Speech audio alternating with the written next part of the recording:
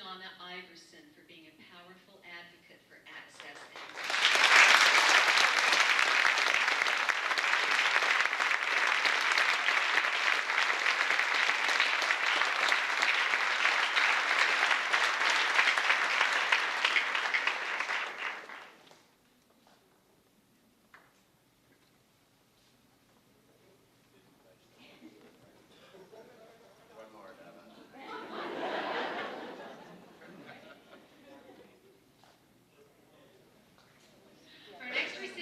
and called an ambassador for diversity.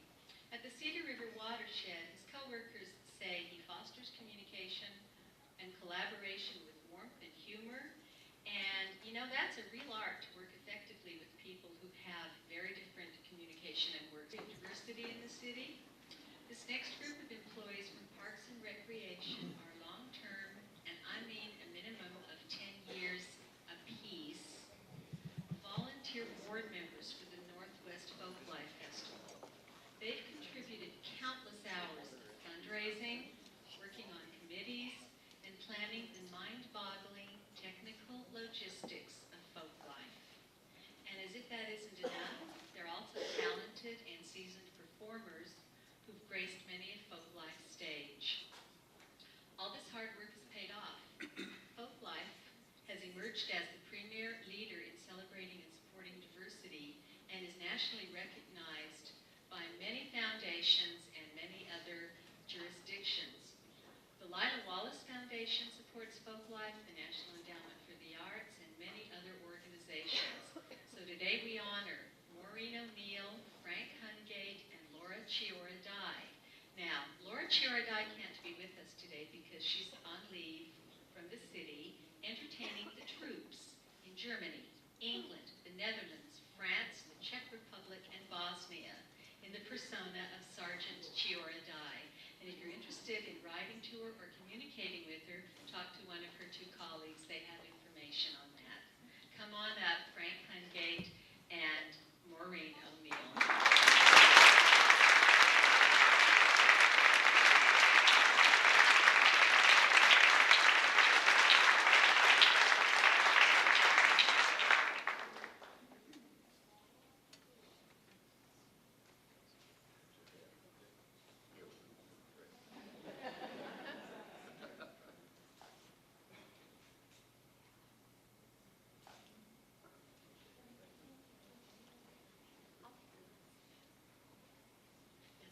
Take Sergeant Chiora-Dai. I can't wait till she gets back. Our next group of employees exemplify diversity at work at its best. For over a year, they worked in collaboration with outside organization to fund and produce a groundbreaking video, curriculum, and participant manual called the Apprenticeship Challenge, Dropping Out or Turning Out, that trains apprentices around the state on how to work in a diverse environment. This video-based training program is the first of its kind and may be used as a model in other states. And today, we honor the city employees who served on the consortium called the Agenda for Equity, Non-Traditional and Diverse Apprenticeships. They are from City Light, Melinda Nichols, Rose Yamada, Sherman Williams, Nettie Dokes, Tony Hopkins, Jerome Gates, Sally Board, Beverly Lewis, and from SPU, Beth Brooks and Peggy Lysette.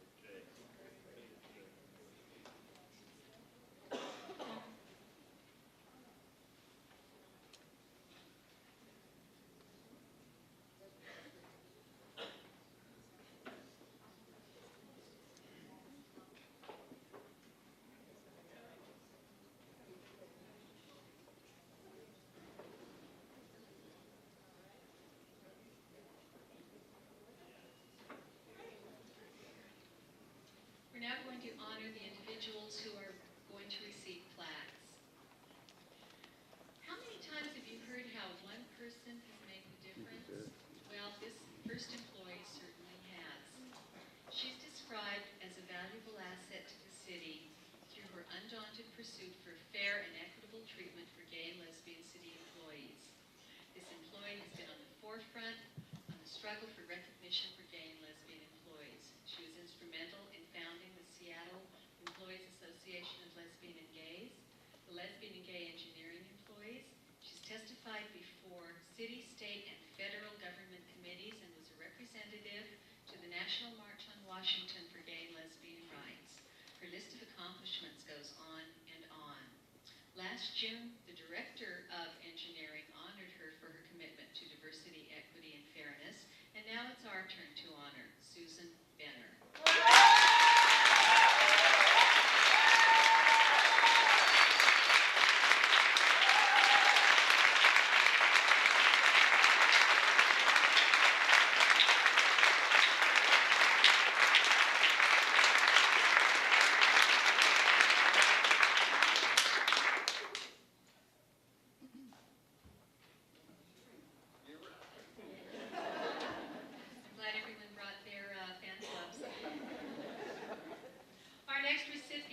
Multi-talented, multi-lingual Renaissance man whose considerable skills enable him to bridge cultural gaps that others would find hard to cross, and who sees beyond the limits of language or experience. Last year, he took on the task of creating a peace garden on the grounds of Seattle Center. Now, as the gardening staff planted and landscaped this quiet and peaceful site, he led a crew of laborers who were to remove the asphalt and create a new path. Under their leadership, they did a whole lot more. Because he took the time to learn about the depths and talents and the abilities of all his staff, he knew that one of his crew members, an employee from Nicaragua, had learned the art of setting paver stones from his father when he was a young man. In turn, our recipient, their boss, had this paver teach those skills to another person on the crew, much like he had learned them from his own father. The tradition then was kept alive and passed on to a new generation, and the art of setting paver stones is there for all of us to enjoy at the Seattle Center Peace Garden. This beautiful cobblestone pathway throughout this beautiful garden is there because of its recipient's ability to understand and utilize the talents of all his staff. That's what valuing and managing diversity is all about. And we thank you, Don LaFrance, for being the best example.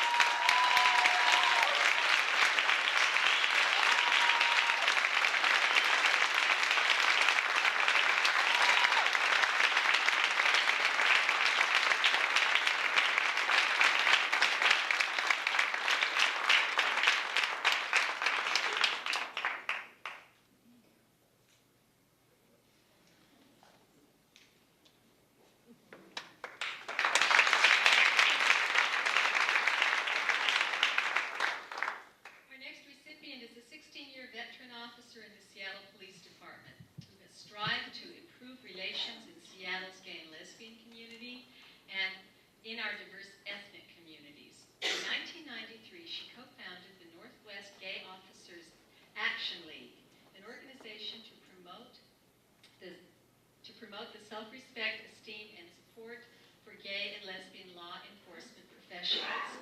She has a long and distinguished record of community service.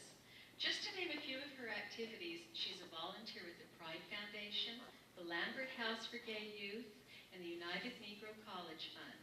She's a mentor for Cities in the Schools and is a member of the Black Law Enforcement Officers Association, Cop Care, the International Association of Police Officers, and the International Police Association.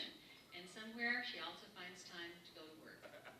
You've given so much to us, Detective Linda Lane. It's our turn to honor you. All right.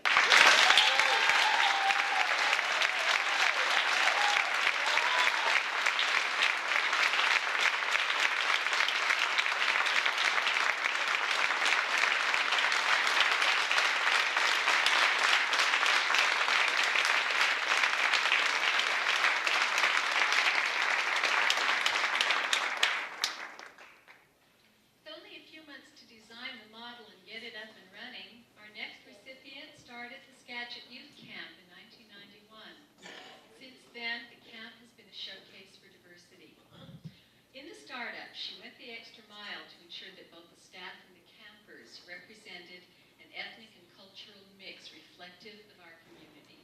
She even went so far as to personally local civic and business leaders, including our Mayor Norm Rice, Superintendent of Seattle Public Schools John Stanford, Herman McKinney of the Greater Seattle Chamber of Commerce, and many others, meeting with 250 young people from diverse ethnic, economic, and social backgrounds.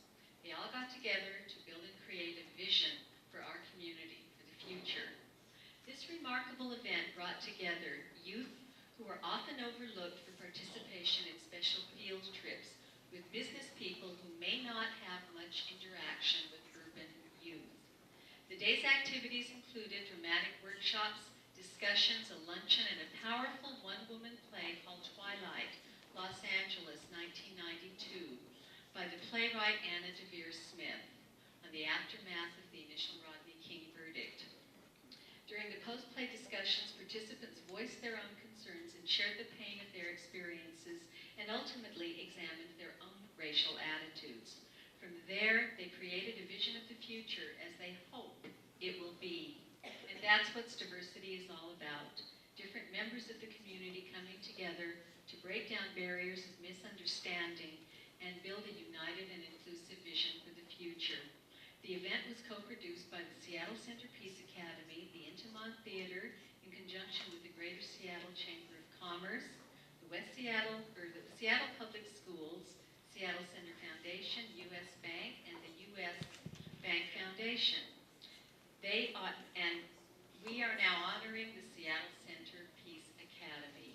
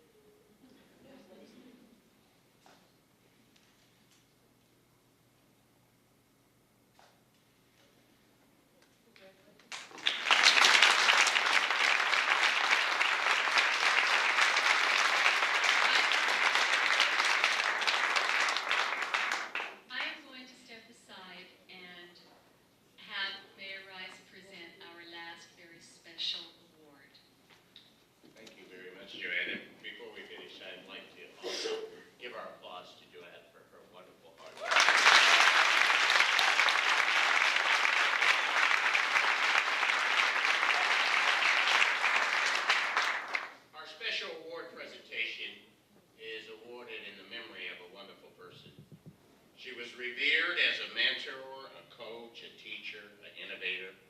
Indeed, she was a remarkable woman.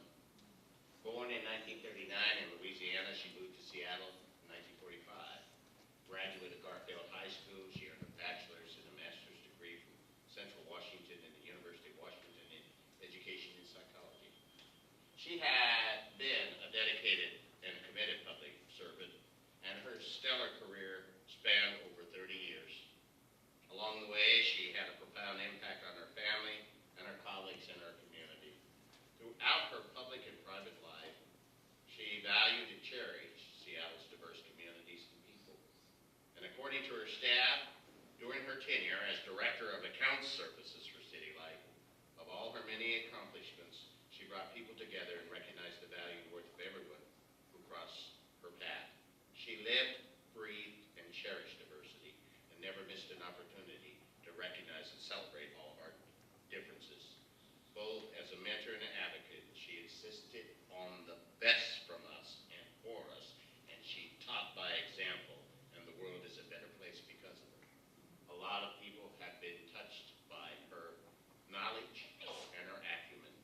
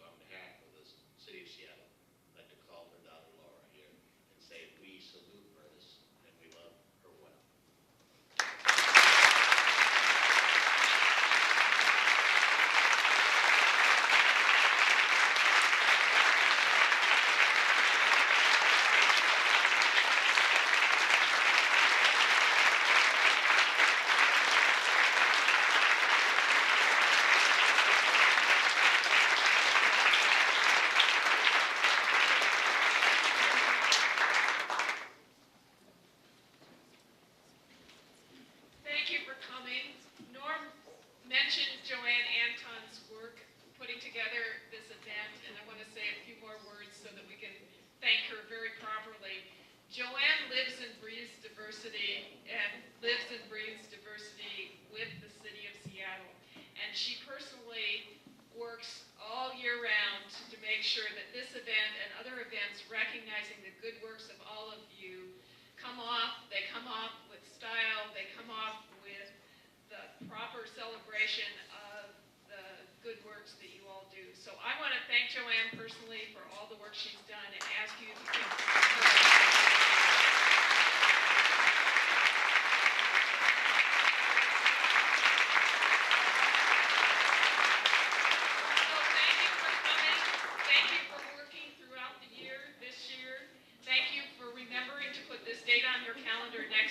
So we can come together formally and recognize what you're able to do for diversity within the city.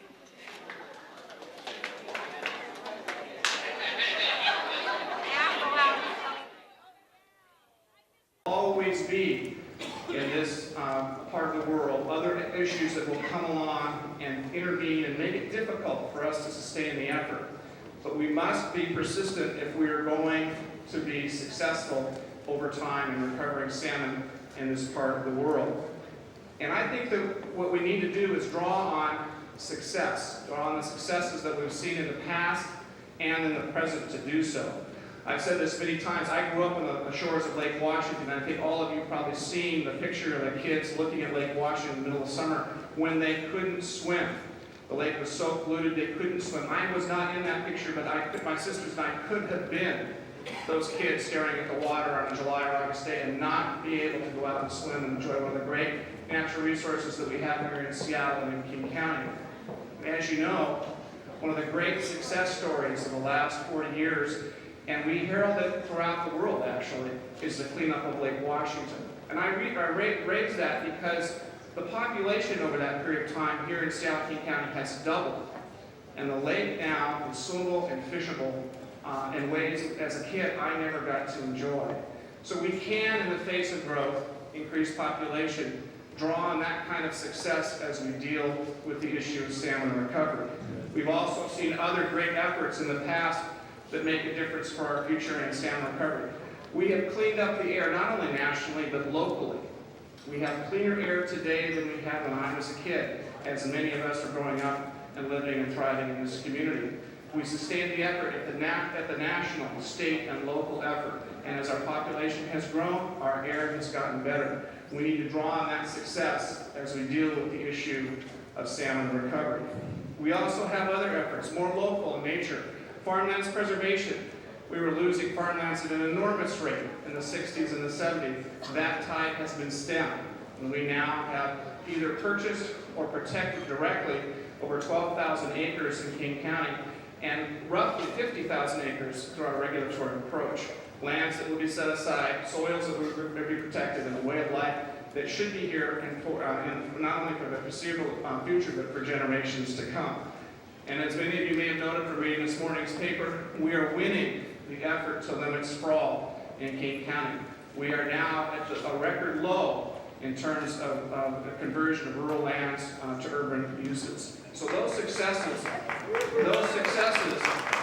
are things that each and every one of us can draw on, not only here, but in terms of the people that you represent and the groups that each and one of you represent in leading this effort towards salmon recovery.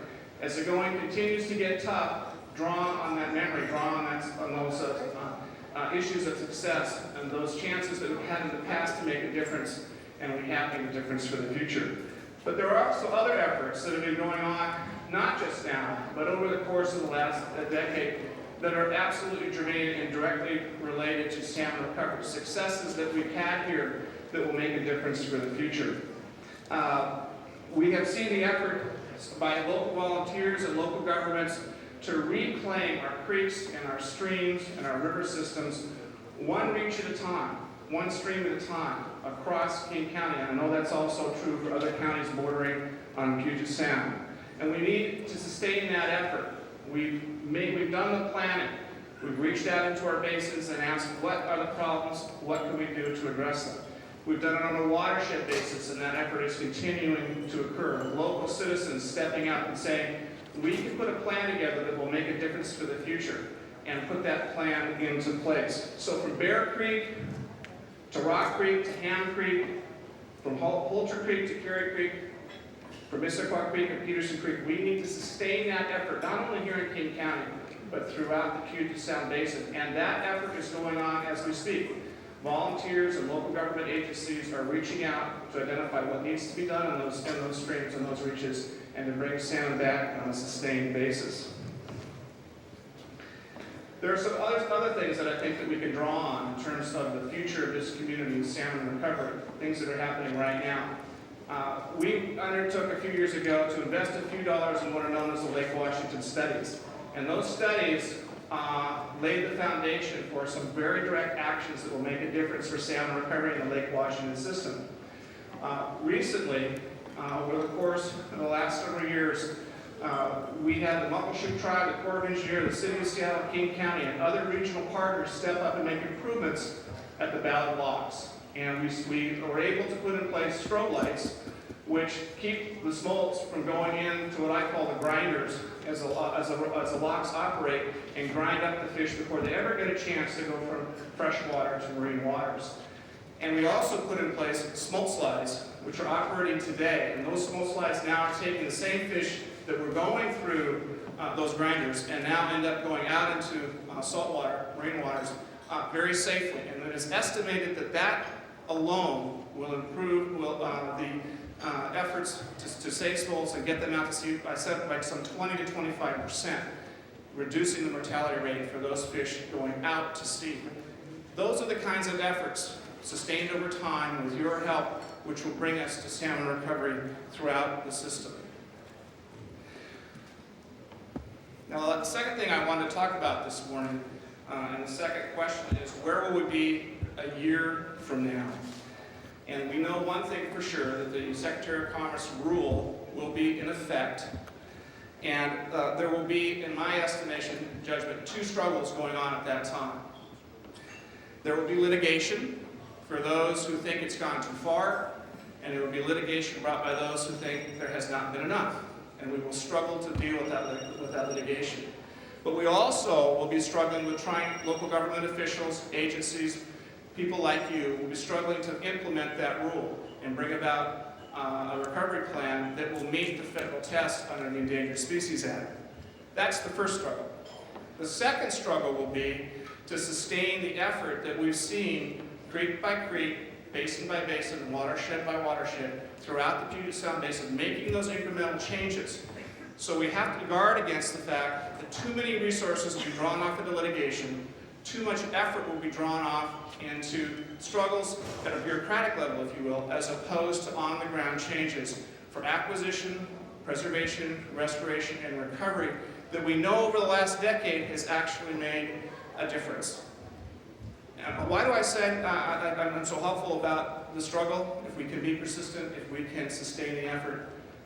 We had this summer an open fishery in Lake Washington, second time in 4 years. I don't know the exact numbers, perhaps Diane and others can help me with this, but I think nearly 600,000 returning sockeye to the Lake Washington system. We had an open fishery on Lake Washington. 4 years ago, over 600,000 returning sockeye. We had an open fishery on 2 occasions in the summer 4 years ago. The system will sustain fish. It will sustain salmon in an urban setting. If we take the effort, if we make the effort, if we take the steps to make sure that occurs. We are not even close to winning the battle with regard to Chinook and perhaps Coho, but we know the system can do it if we're careful and if we make the right effort. I want to conclude by saying that God has very much blessed this region of the world with tremendous natural resources, worthy of all our efforts to protect them, not the least of which, of course, is Chinook salmon and our other salmon species. But we are also blessed here with tremendous human resources, the ability to think, to reflect, to create, and to find ways to protect that which we hold dear. Each and every one of you is a part of that effort, and if we marshal our efforts, if we sustain those efforts, if we're persistent, we can carry on the good work to save salmon in this community, and we will prevail. Thank you very much. It's a pleasure being with you this morning. Thank you, Larry.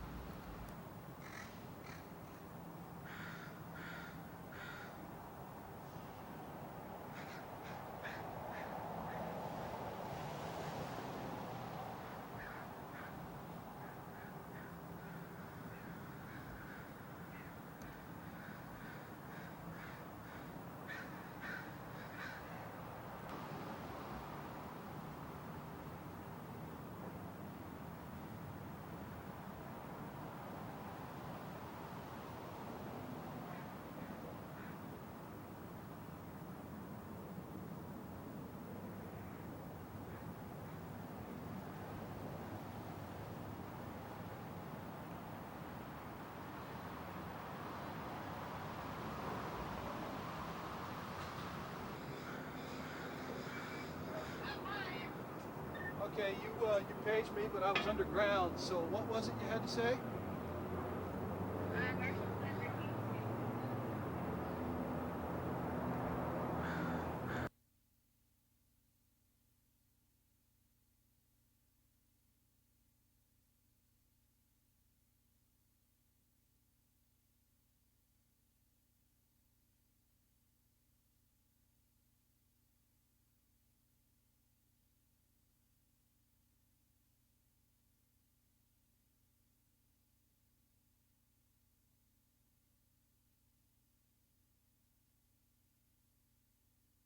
Colorado River.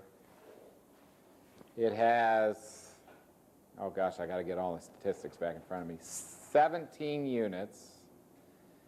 It's a couple thousand megawatts of capacity. It's, everybody's heard of Hoover Dam. It's one of the oldest premier name. It's a little bit unique in its configuration in that the dam sits astride the Colorado River,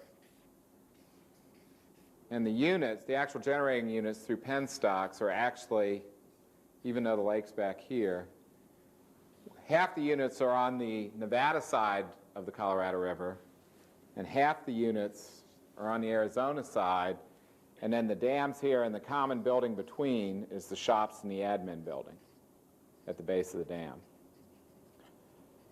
And that in and of its configuration created a bit of a unique situation all in and of itself, in that forever in anybody's memory, there's, in the maintenance crews and in the operations crews, there's been a Nevada crew and an Arizona crew, just because of the nature of the facility. And it's a big facility. Right now, the full-time people on the site are about 275 people. It's a big plant. In the late 80s, 86, 87, 88, the Bureau Rec decided that they were going to try, and they are in a very, probably a more complex union craft situation than you are, because their trades are represented by somewhere around 8 or 10 unions. Well, I'm just saying they're trades. I'm not even talking about the admin people. I'm just talking about the trades. Yeah, okay. They decided they needed to have something that was a more cooperative relationship between management and the unions. So starting in 86, 87, 88, they put together a plan, a program where management started sharing their viewpoints and plans and programs up front with a council of the union leadership, trying to create a cooperative atmosphere and give the unions more input into the way the place was run. What grew out of that, and there were a lot of rocky starts and distrust and everything else, but what grew out of that by around 1990 was a group that represented, with representatives of management, the plant management, supervisors, and the union trades, the union councils, a pretty effective working group that decided they wanted to restructure the way Hoover was run. That they wanted to have a participative management approach. And in fact, somebody read Dr. Hammer's book and decided that they needed to move to a fully empowered quality circle type organization. So that instead of there being a manager and then an Arizona manager and a Nevada manager and a ops group, an electrical group, a mechanical group, I guess there was an engineering group up here, but I mean it couldn't be any more hierarchical than what Hoover Dam was. They decided they needed an organization that looked something like that.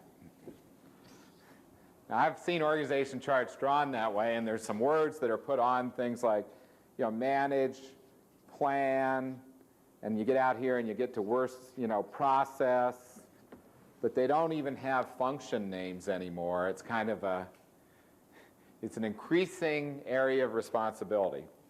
Now, to implement that, they spent nearly 2 years training everybody in the place with the agreement of management and the council work group that they would train and enable everybody to go to self-directed work teams. Self-directed in areas of responsibility that didn't exactly rhyme with operations and maintenance and engineering, but spanned those business processes that accomplish those same things. And after, as described to me, $2 million and thousands of hours in training classes and evolving the business model to figure all this out, one day the management union council sat down and said, you know, we've spent millions of dollars in 2 years of time, and we've trained everybody about how this stuff's supposed to work. Because I said, keep in mind, you know, 275 people, you know, spread out in all these things, and they kind of got together and said, you know, everybody's feeling like if we keep on this process, maybe in 3 to 5 years, we could implement our self-directed workforce. And they got frustrated and said, to heck with it. Everybody's got the training. We've got a pretty good definition of what process teams we need to keep this place running. Process teams had anywhere between 12 and 20 people on them that had all the classic work descriptions like operator and electrician and engineer and everything else.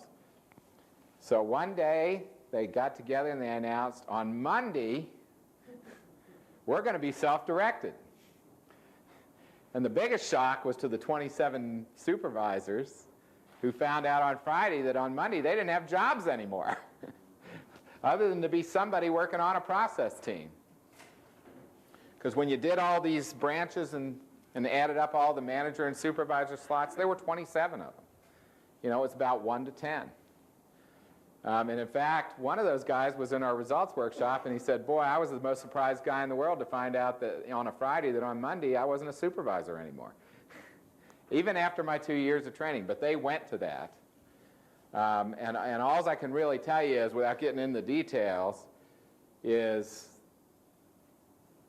they really tried to do everything they could do to try to understand what needed to be accomplished in the plant. Even within the process teams, they ultimately ended up with Arizona process teams and Nevada process teams because the plant still looked like that. You know, the plant didn't change. Here's what I was told about what happened is in a group of 12 to 20 people, some interesting dynamics emerged. First of all, in each of the groups, each one was different because the 12 to 20 people in each group were different personalities. They brought different stuff to the table. Some of the self-directed teams, in spite of the training, decided to go to a democracy approach. And that's not what the training taught, but that's what they decided to do in an effort to get anything decided and to go to work and work on this stuff. Some continued with a consensus approach. Some tried appointing leaders for the week or leaders for the month. Everybody tried to arrive at a process that worked for them in their assigned business process that they had to achieve, whether it be operating the plant or maintaining the plant or designing modifications or whatever. You know, each those kind of business processes. Each team tried to arrive at a method that they felt they could live with, but after about 18 months, all that was apparent to anybody is they had total chaos. In fact, about 18 months in, they took the plant management, the overall manager for the region and his assistant manager, and assigned them to another region and brought a new plant manager and a new assistant manager in and put them over and said, try to make some sense out of this. The new assistant manager, who happens to be the assistant manager there today, said, you know, one day I was up in the parking lot about 2 o'clock, the employee lot, and there were all these people getting in their cars. And I grabbed the one guy because it was one of the teams, you know, it was like about 20 people getting in cars, and he said, I asked him what's going on, and they said, you know, we got together as a team and we decided to self-direct ourselves to go home for the day. we decided we were kind of ahead of it, and we just decided to go home. So that team decided they didn't need to work anymore that day. Ultimately, what ended up happening is, you look at Hoover today, it's back at a hierarchical organization. The maintenance teams are divided into the maintenance crews are divided into the pneumatic crews and the Arizona crews. And ultimately, I think in terms of lessons learned, and I guess it's a bit of a horror story, is after a lot of money and a lot of training and a lot of time, they still ultimately never decided on the structure for how a team worked. And they had some missing elements. They didn't have anybody for a team saying, here's the...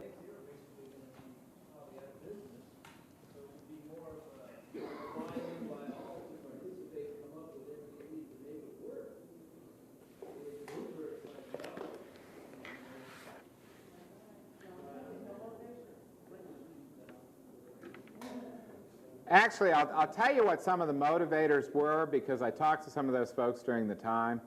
First of all, part of the reason that the Bureau of Reclamation agreed to go along with this plan is they viewed Hoover as a laboratory for reinventing themselves to look more like industry. They decided rather than to look like today's industry, they wanted to look like the industry of the year 2000. So they wanted to make the jump there. But part of what was incenting Hoover and all the employees was that the fact they were under a magnifying glass as a real test bed for trying something innovative. And they used that very positively and very effectively among the group in terms of motivating folks to try to look at their world differently. Getting attention and recognition is a very strong motivator. As strong as incentive pay in a lot of cases, and that was one of the real motivators they used at Hoover. But it still didn't help. Make it any easier for somebody to send somebody down into the sump pits to clean things out. That motivation only went so far. Any other questions before we take a break? And I'd like to get Chuck in hand for...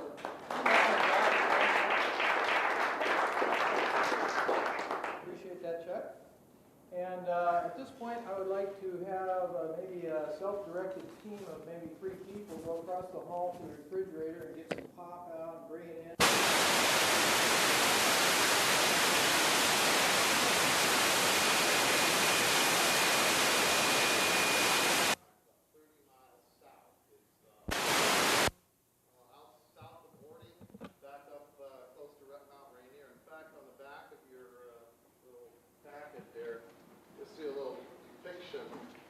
Of the electron plant, and also a little information about the plant as to its structure, its size, and all that kind of stuff. Okay? Now we met at the power plant itself with a few of the employees, a real brief meeting, and then we had the opportunity to go up to the headworks area and have a little more in-depth group meeting with the folks that mostly worked on their headworks. In all, we had the opportunity to speak with 13 of the represented employees, covering the 4 classifications at that project.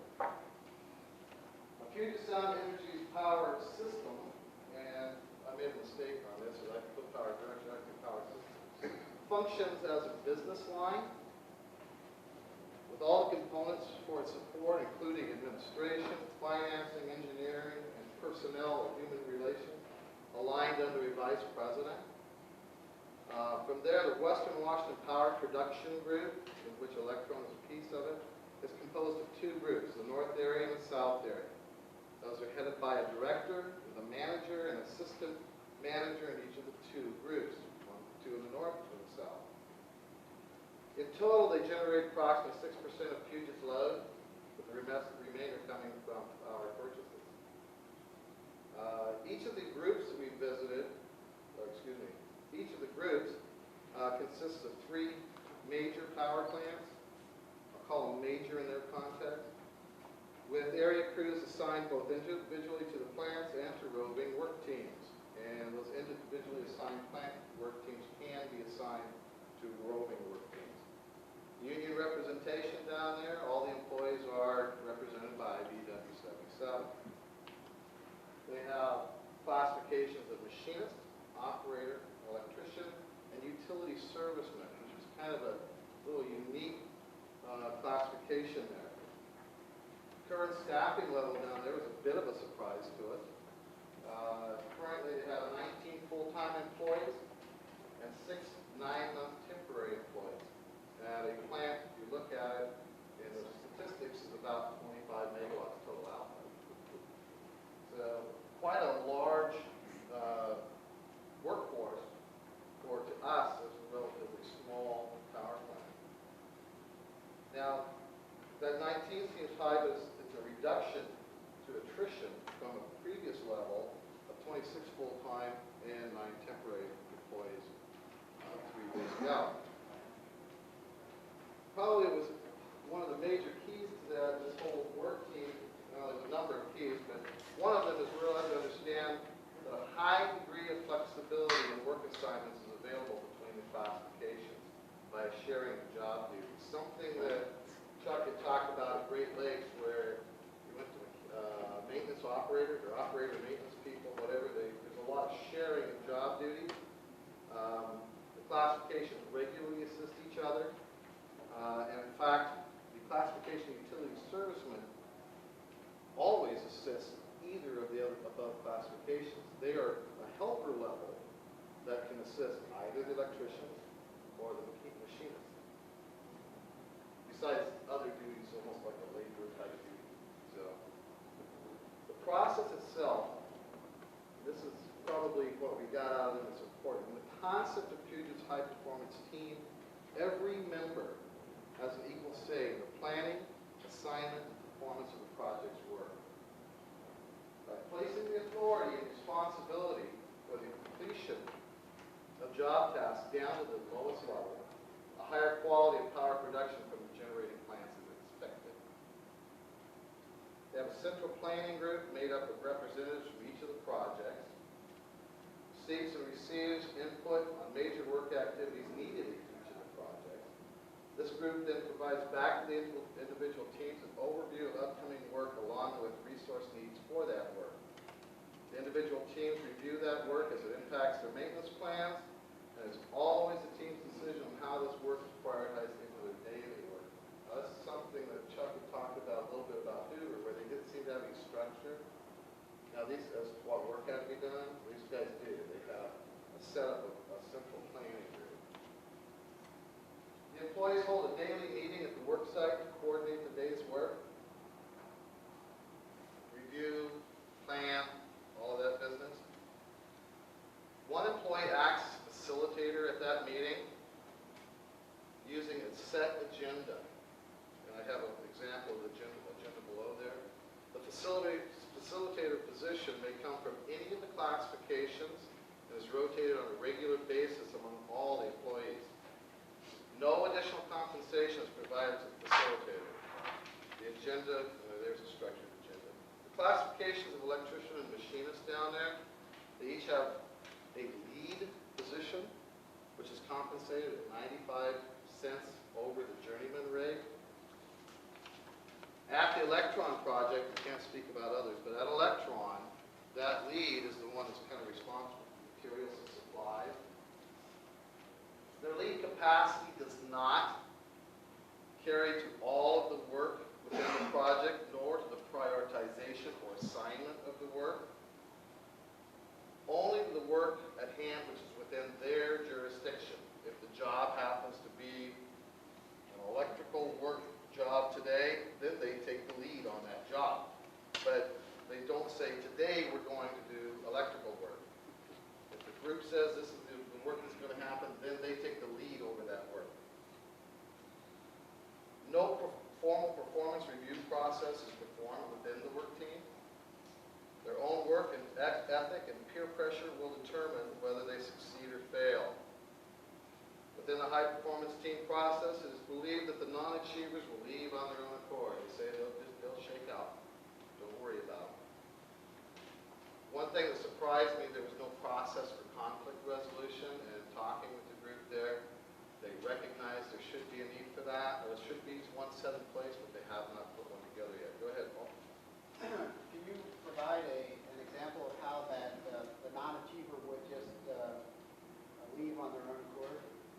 say it in such a fashion, but we asked about performance review. And they said, well, we haven't really got a process in place other than the military style. And I said, what's that? Well, you take a blanket, a big stick. It's pressure from the other crew members seemed to be the call of the day. I think what's really important to me here when I go into the general comments on the whole trip down there is that they haven't got this process down yet. They're still working on it. They seem to be successful in heading towards a full process, but they're still working on it on their way. Well, let's get together and decide if we can do this. So they put together a work plan, they gave them an estimate, they gave them $1 million estimate. Not, they did it for $1 million, or the contractor did too, they did it in a timely manner, and they went back online. And that proved to them that they can do this. Management did not tell them how to do it.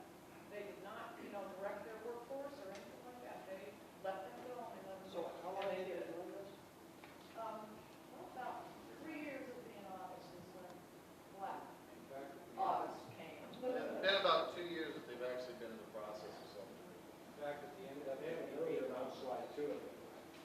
This one's like, yeah, that's like. 50 years ago. Go ahead, Jim. In fact, at the NWPP conference, they had quite a presentation on that same incident.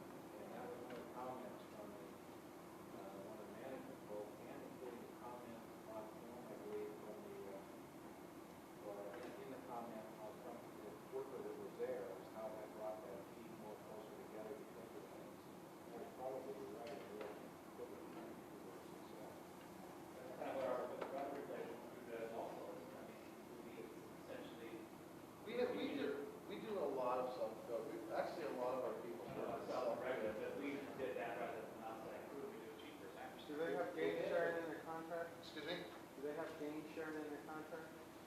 I didn't hear him say anything about it. I'm wondering if I have A couple of, briefcase. I I think might three- have a few. 3 years ago, they had it, they had gain sharing in their contracts in regards to safety, in regards to a couple of other major goals, company corporate-wide goals.